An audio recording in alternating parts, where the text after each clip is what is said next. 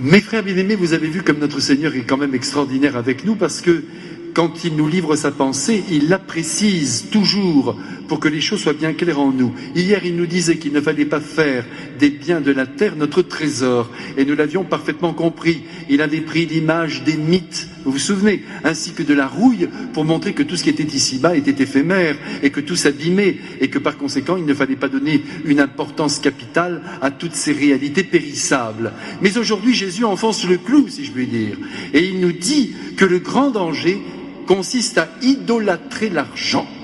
Et là-dessus, mes frères, nous avons tous des efforts à faire, attention, hein, même si nous nous croyons au point, nous ne le sommes pas du tout. Jésus dit attention parce que l'argent se comporte avec vous comme un maître. C'est pourquoi il est impossible d'aimer Dieu et d'aimer l'argent. C'est pas possible parce que vous n'avez qu'un maître, et ce maître, c'est Dieu notre Père.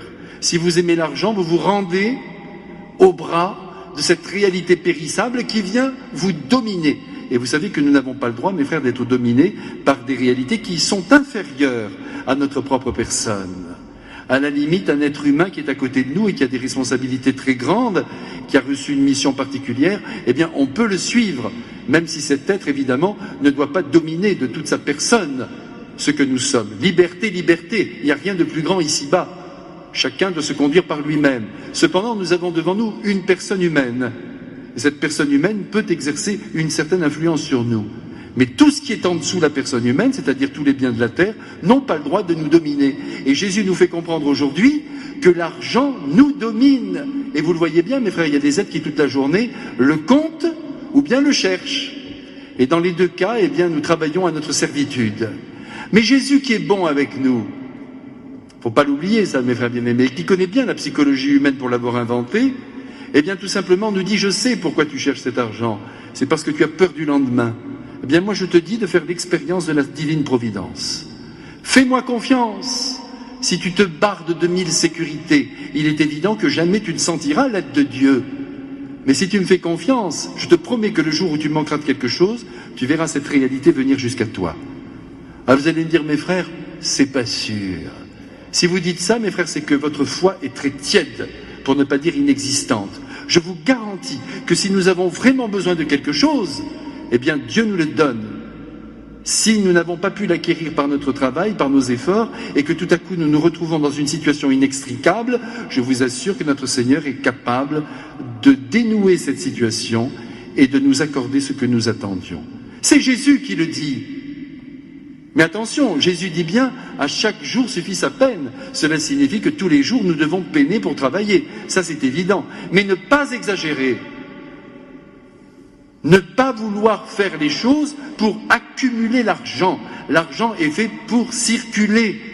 Pour nous donner une certaine autonomie, c'est bien, pour nous combler, même nous donner de grandes joies, et surtout pour combler les autres.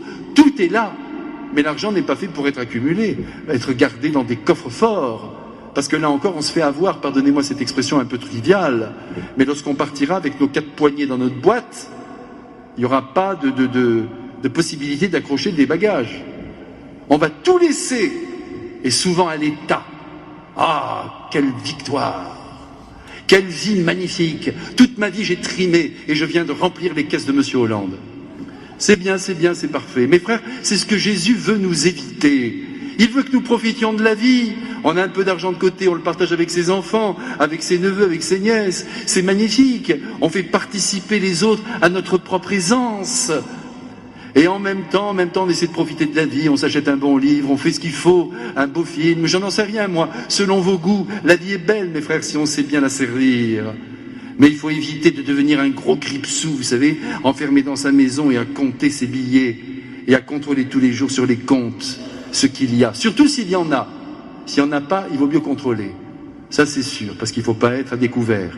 Mais s'il y en a, mais vivons tranquillement. Mais Jésus indique bien, je vous le redis, qu'il ne s'agit pas de vivre comme des irresponsables.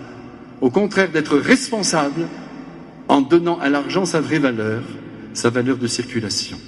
Je crois avoir tout dit, mes frères. Donc, vous me l'avez promis, vous allez faire des efforts, et moi aussi.